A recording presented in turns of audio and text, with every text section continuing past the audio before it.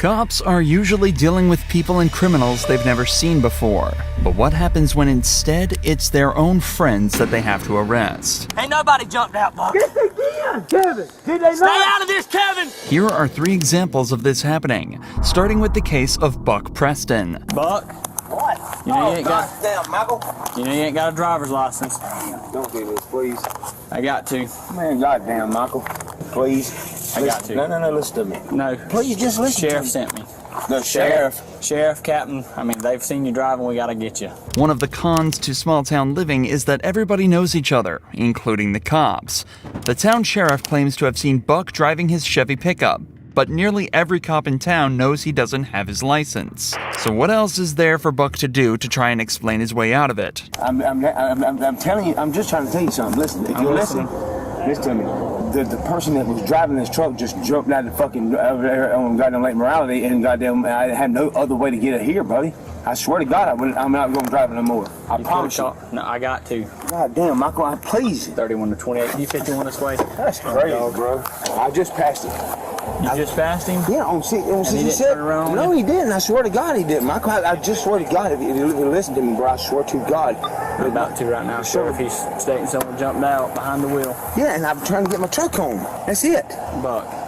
Bro, I swear to God, you bro. can't get a driver's license in the state of Florida, dude. That's how bad it is. Buck's story is that his friend was driving his truck, but ditched him out near a lake, leaving him with no option but to drive back home himself. Unfortunately for Buck, though, we're in the 21st century, and the officer reminds him he could have just called someone with a license to drive him back, and that he still broke the law regardless of the circumstances. Predictably, Buck wasn't very happy about this. I get it, but man, you still can't drive, bro. Pull it off the road and wait till someone has a valid license. What? Let's go. That's crazy, dude. Would you tell him? Let's go, Buck. I'm not playing this game. What are you doing? I'm telling you the truth. Nobody jumped out. God damn it! I'm pissed on your ball foot! Man, I'm trying to tell you something. Ain't nobody jumped out, Buck. Yes, they did. Kevin, did they Stay not? out of this, Kevin! Did they not? Kevin, back up. Kevin, you stay out of this. Did they not jump out? Back up, Kevin. God damn, dude. I'm telling you respect when you gonna run from me like that. Get up!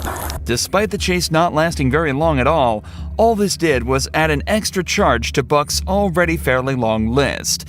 And given how close everyone seems to be here, you just know this police chase is gonna be the talk of the town. Part of the struggle on the ground had to be cut, but the cops reported that Buck resisted so hard that they had to deploy a taser to make him calm down. The footage returns when Buck was fully restrained and handcuffed. Buck was taken to the officer's patrol vehicle and driven back to the station. Obviously angry, he decided to make the conversation on the way back personal. I don't talk to you about your mom in this. I don't give a fuck if you talk to me about my mom or not. Leave my family out of this, dog. All I'm saying is this. Would she be proud of you for sticking that fucking taser to me when I was not even resisting when you done that? You're resisting. What the fuck I was? You had me. Yeah, that's why we had each other in headlocks. Whatever. Look, Buck. Yeah. Stop bringing my mom into it. Mr. McFarland, I'm real proud too, huh? There's little information about what happened to Buck after this video, but it's likely he was charged with driving without a license and resisting arrest. There's an argument that Buck could also be hit with fleeing to elude an officer, but this is a felony that comes with a 5-year prison sentence. It's more likely the officer gave his friend the misdemeanor charge worth just a couple months in jail. It's unlikely the suspects in this next case got the same treatments though, as it wasn't just a civilian caught breaking the law, but also their cop friend. Hello. How you doing? Reason I stopped you is your right brake light is out. Who do you work for? So did you stop me because my right brake light is out? Yeah. Or did you stop me to ask me who I work for? Well, I'm asking you both. DCS. What? DCS. DCS. What's DCS? You don't know what Department of DCS? Children's Services? As he mentioned, the suspect named Petra Edgerton was originally pulled over for a broken brake light, but the officer quickly noticed something else, a police badge around Petra's neck. Firstly, this cop doesn't recognize the supposed officer, but it's also unusual to see a police officer driving around in a broken car. Something feels off, so the cop decides to investigate further. See your license then? Do you have your badge on you? Like your ID badge? I have badge for. Being a police officer. See, this is what's conflicting. You're asking me all those questions. Right. Saying you stopped me for my right brake light. So, if you're a police officer, you understand what probable cause is, right? So what's the problem with that? Your right brake light's out.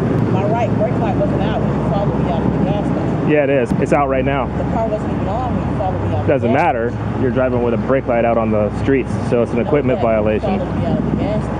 I saw it when you were pulling out. At this point, the brake light issue is the least of the cops' worries. It's difficult to classify what exactly an off-duty officer is supposed to act like, but something about Pectra is triggering alarm bells for the cop. She's acting defensive, being closed off, and giving strange, vague answers to questions that a real cop would be able to answer.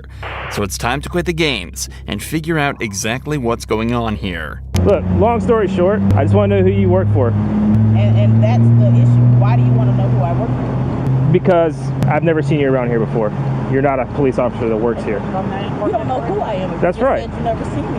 Right. So, are you a police officer or are you not a police So officer? because a black person walks into a store with a badge and a gun, it's an issue. That has But nothing to you do never with you seen being me. black. Are you a police officer or you're not a police officer? Not a police officer. You're not a police officer? No. So why would you go into Quick Trip and get free food with your badge and gun? Because I'm an officer. You don't have to be a police officer to go in there. I've been doing it for 3 years. So you're not a It's not- certified police It's officer. not probable cause. It's a personal thing. There are a dozen ways for a cop to prove that they work for a certain agency. For example, she could give the name of her department and supervisor and have the cop check the names with them. This would only take a couple minutes, and any real cop would know this, so the fact that she's getting defensive instead and turning this into a personal thing is a huge red flag. It's also clear that Pectra doesn't seem to realize what she actually did wrong. Just minutes earlier, she was seen inside the store presenting her badge and gun to the cashier and walking out with free food. This isn't just cop impersonation, it's theft. So the cop needs to get to the bottom of this. Did I steal from Are you Quick Trip? yeah, if you're not a police officer. I did not steal from Quick Trip. I went up to the register, spoke to the guy that works there, and told him I had his drink. So you're presenting yourself as a police officer with your badge and your gun on the side. Okay, Do you understand that? I do understand that. But my issue with you is, you've seen that. You say because you've never seen me before. So who do you work for? Followed me out of the store. Who do you work for? Are you Who is following me DCS? How long have you been working? 12 years, 13 So years. How do you not know what DCS is? There's, like I said, is it Department of Children's Services? What is it? Explain it to me. I don't have to explain myself to you. If you're gonna give me a ticket for the tail light, you give me a ticket for the tail light. Okay. You see your license? Since he's getting nothing out of Pectra, the cop decides to call up DCS himself, and his suspicions get instantly confirmed. Who's your supervisor? What does that have to do with my brake light? What it has to do with is you've told me you're a police officer or you're an officer for DCS. I've got DCS on the phone. They say you don't work there. So who's your supervisor? It seems that the suspect knows at least something about policing, as she chooses to remain silent from now on. So the cop turns his attention to the passenger of this vehicle, who at this point hasn't said a word. When he asks for her ID, he gets a huge surprise. I have one of your employees here, Brandy Green. She was with her friend, Pectra Edgerton. Brandy decided that she was going to give Pectra her badge and her gun to go into Quick Trip and get some food. So I pulled them over for a broken tail light. Pectra was driving. She had the badge on and the gun on. When I pulled them over, she identified herself as a DCS officer and then later admitted to not being a DCS officer. And your employee, Brandy Green, admitted to giving her the gun and the badge to go into Quick Trip to get the free food. After investigating just a little further, both Pectra and the actual cop, Brandy Green, admit to everything. Following the incident, Brandy resigned from her job at the DCS, and Pectra is facing felony charges for impersonation, carrying a sentence of up to 5 years in prison. There's many more examples of these cops that seem to just forget they also need to follow the rules, just like Corporal Scott Bertzik did on New Year's Day 2021. When Officer Brooke Shutterly arrived at the scene of a car crash, she realized it wasn't just her supervisor at the wheel, but a good friend of hers. So, Reached out for my lighter, slammed into his ass. cool. Yeah, not really. Not really. Are you okay? Oh yeah, no, I'm good. Your car's fucked up. No, absolutely. Which I just fucking fixed. Obviously, Brooke and Scott are familiar with each other, and curiously, Scott holds nothing back when describing exactly how the incident went down. It's clear that Scott is the one at fault here, so before going any further, Brooke decides to call back to the base to ask whether or not it's okay for her to be handling this incident. This crash, Birdie is so come work it? Okay. I can't remember. It's been a long time since I've worked a crash with one of us in it, so. No, he's not on duty. He's in his POV. I just didn't want there to be any, like, conflict of interest type issues. All right, that was it. I just want to make sure. All right, bye. Damn it, Birdie. Brooke is given the go-ahead and told that there should be no issues with her handling this case, but that was before she noticed this. You good? Wait. Huh? Wait on his way. He's not coming. Good? Walking home, but yep, I'm good. So, Birdie, you giving me some indicators? Oh, Listen. big woman. Listen. Valdez is coming out just to... I'm not going to lie to you about it. She's on her way? Yeah, she's on her way. I'm not really comfortable with this whole thing at all, but I'm not going to lie to you about it. Oh, no. I don't mean to put you in that Indy. Yep. From now on, you know how it goes. You can't consume anything, okay? Because right now you're being detained. Wait, what? It's obvious that Scott is under the influence of something. Judging by his slurred speech, slowed reactions, and slight loss of motor control, Brooke is fairly sure he's been drinking. At this point, Scott is no longer her supervisor. He's just a suspect in a case, and what's more, he's drunk and likely unpredictable, a combination which can be incredibly threatening to a female officer. Please don't make my life difficult. I would never do that to you. Okay, I'm very uncomfortable right now. And I apologize for putting you in that position. Are you on? Yes, I am. And I'm going to remain on for integrity. You know you can't smoke right now. Why? Because if I'm going to do a DUI investigation, it impedes it, so you can't consume anything. I want to get that dog. That is a really cute dog. Fear aggression issue. You can always train a dog. You can't consume anything. You're killing me. Trying. What's too late now? After a short wait, another officer arrives at the scene, meaning they can finally start getting to the bottom of all of this with some sobriety tests.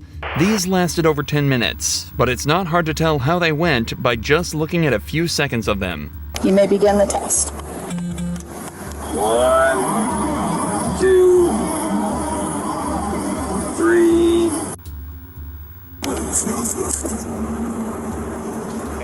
Judging by this and the overwhelming amounts of evidence against him at this point, the officers thought it was safe to conclude that Scott had been drinking that night and decided it was time to put him in cuffs. Something he was far from happy about. There's things that we can do to fix this, but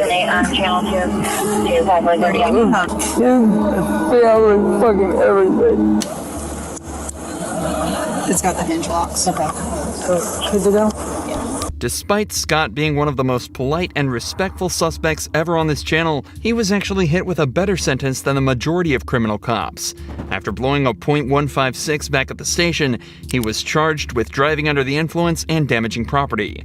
He was ordered to pay just under $1,000 in fines, serve 50 hours of community service, and take multiple substance abuse and DUI classes, and had his driver's license suspended for 6 months.